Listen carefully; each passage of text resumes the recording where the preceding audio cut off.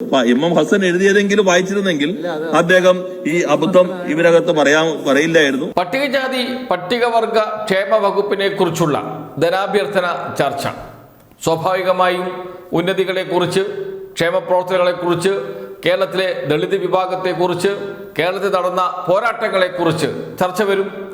സ്വാഭാവികമാണ്. അങ്ങനെയാണ് AP അനിൽകുമാർ, കോൺഗ്രസിന്റെ മുതിർന്ന നേതാവാണ്, മുൻ മന്ത്രിയാണ്.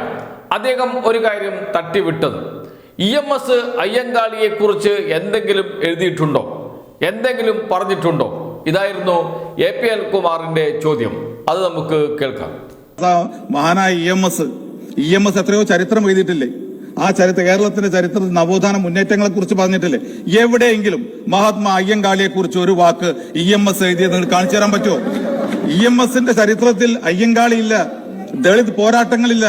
എന്നിട്ടാണ് നിങ്ങൾ പറയുന്നത് കേരളത്തിലെ എല്ലാ പോരാട്ടങ്ങൾക്കും ഞങ്ങളാണ് മുന്നിൽ നിൽക്കുന്നത്. AP അനിൽകുമാറിന്റെ പ്രസംഗത്തിന് ശേഷം ചർച്ചയിൽ ഇടപെട്ട് സ്പീക്കറുടെ പ്രത്യേക അനുമതി വാങ്ങിയാണ് P രാജീവ് സംസാരിച്ചത്. കാരണം AP അനിൽകുമാർ സംസാരിച്ചു, അത് രേഖയിലുണ്ടാകുക എന്ന് പറഞ്ഞാൽ എപ്പോഴും അത് നിയമസഭ രേഖയിലുണ്ടാകും. എത്രയോ കാലം കഴിഞ്ഞ് ആരെങ്കിലും വന്ന് റഫർ ചെയ്താൽ ഇത്തരമൊരു ചോദ്യം ചോദിച്ചതും അതിന് നിയമസഭയിൽ ആരും മറുപടി പറഞ്ഞില്ല എന്ന് വരികയും ചെയ്യും. അതുകൊണ്ട് തന്നെയാണ് P രാജീവ് ഇടപെട്ടത്. പ്രത്യേക അനുമതി വാങ്ങിയാണ് P രാജീവ് സംസാരിച്ചത്. AP അനിൽകുമാറിന്റെ വാദങ്ങളെ സഭയ്ക്കകത്ത് കയ്യോടെ പൊളിച്ചു കൊടുക്കുന്നതാണ് പിന്നീട് നാം കണ്ടത്.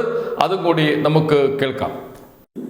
ഇവിടെ ഇല്ലാതിരുന്ന സന്ദർഭത്തിൽ ബഹുമാനായ ശ്രീ അനിൽകുമാർ EMSനെ കുറിച്ച് ഒരു കാര്യം പറയുകയുണ്ട്. രേഖയെ കിടക്കുന്നുള്ളതുകൊണ്ട് അതിപ്പോ തന്നെ വ്യക്തമാക്കി പോകുന്നതായിരിക്കും ഉചിതം. EMS അയ്യങ്കാളിയെ കുറിച്ച് ഒരു അക്ഷരം പോലും പറഞ്ഞിട്ടില്ല എന്നാണ് അദ്ദേഹം പറഞ്ഞത്. യഥാർത്ഥത്തിൽ 1993 ഒക്ടോബർ 10 EMSനോട് തന്നെ ഈ ചോദ്യം ചോദിക്കുകയുണ്ടായി. ആ ചോദ്യം ഇങ്ങനെയാണ്: EMS അയ്യങ്കാളിയെ കുറിച്ച് ഒരു അക്ഷരം പോലും എഴുതിയിട്ടില്ല. എത്ര മഹത്തായ ചരിത്രം!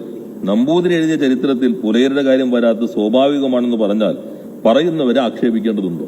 EMSനോട് ചോദിച്ചേക്കണം. EMSന്റെ സത്യസന്ധയ മറുപടി കാണാം. കേരള ചരിത്രം സംബന്ധിച്ച് എന്റെ ആദ്യത്തെ കൃതി കേരളം മലയാളികളുടെ മാതൃഭൂമി 1948 പ്രസിദ്ധീകരിച്ചത്. അന്ന് എനിക്ക് അയ്യങ്കാളിയെ കുറിച്ച് അറിയാമായിരുന്നില്ല. പക്ഷെ ഞാനൊരു നമ്പൂതിരായതുകൊണ്ട് അയ്യങ്കാളി അടക്കമുള്ള അദ്ദേഹത്തെ അവഗണിച്ചു എന്ന ആരോപണം ശരിയല്ല. ശ്രീനാരായണനെയും അദ്ദേഹത്തിന്റെ നേതൃത്വത്തിൽ ഉയർന്നു വന്ന കേരള നവോത്ഥാന പ്രസ്ഥാനത്തെയും സാമാന്യം വിശദമായി തന്നെ ഞാനതിൽ പ്രതിപാദിച്ചിരുന്നു. ശ്രീനാരായണൻ അനുയായികൾ നടത്തിയ സാമൂഹിക പരിഷ്കരണ പ്രസ്ഥാനം വ്യക്തമാക്കിയിരുന്നു. അയ്യങ്കാളിയെ കുറിച്ച് മനസ്സിലാക്കാൻ കഴിഞ്ഞതിനെ തുടർന്ന് ഞാൻ എഴുതിയ ലേഖനങ്ങളിൽ പിന്നീട് അദ്ദേഹം വഹിച്ച പങ്കിനെ വിലയിരുത്തിയിരുന്നു. കേവലം അധകൃത സമുദായങ്ങളുടെ നേതാവായിരുന്നില്ല അയ്യങ്കാളി. അധകൃതരടക്കമുള്ള സവർണാവർണ ഹിന്ദുക്കളിലും മതന്യൂനപക്ഷങ്ങളിൽപ്പെട്ട കർഷക തൊഴിലാളി വർഗത്തിന്റെ ആദ്യകാല മേധാവായിരുന്നു അദ്ദേഹം. ഇതാണ് അയ്യങ്കാളിയെ കുറിച്ച് EMS പറഞ്ഞത്. കേരളത്തിന്റെ ചരിത്രത്തിൽ ആദ്യമായി നടന്ന കർഷക തൊഴിലാളി പണിമുടക്കിന്റെ സംഘാടകൻ എന്ന നിലയ്ക്ക് ശ്രീനാരായണനേക്കാൾ ഒട്ടും കുറയാത്ത സ്ഥാനം കേരളത്തിന്റെ നവോത്ഥാനത്തിൽ അയ്യങ്കാളി പിടിച്ചെടുത്തു. ഈഴവരടക്കമുള്ള അവർണ സമുദായങ്ങളെ ജാതിയുടെ അടിസ്ഥാനത്തിൽ സംഘടിപ്പിച്ച ശ്രീനാരായണന്റെ തുടർച്ച തന്നെയായിരുന്നു അധകൃത ബഹുജനങ്ങളെ കർഷക തൊഴിലാളി വർഗമെന്ന നിലയ്ക്ക് സംഘടിപ്പിച്ച അയ്യങ്കാളി. സാർ, അതേപോലെ തന്നെ സാമൂഹിക പരിഷ്കരണ പ്രസ്ഥാനവും കമ്മ്യൂണിസ്റ്റുകാരും എന്നതിൽ EMS പറഞ്ഞു, അയ്യങ്കാളി ആത്മീയ ദർശനത്തിന്റെ കണിക പോലും ഇല്ലാതെ കേവലം ഭൗതികമായ വീക്ഷണത്തോടെയാണ് അയ്യങ്കാളി പ്രശ്നങ്ങൾ കൈകാര്യം ചെയ്തത്.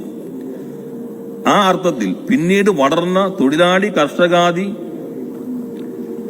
ബഹുജനങ്ങളുടെ സംഘടിത പ്രസ്ഥാനത്തിന് നാന്തി കുറച്ച മേധാവാണ് അയ്യങ്കാളി എന്ന് പറയാം. ഇതാണ് EMSന്റെ വിലയിരുത്തൽ.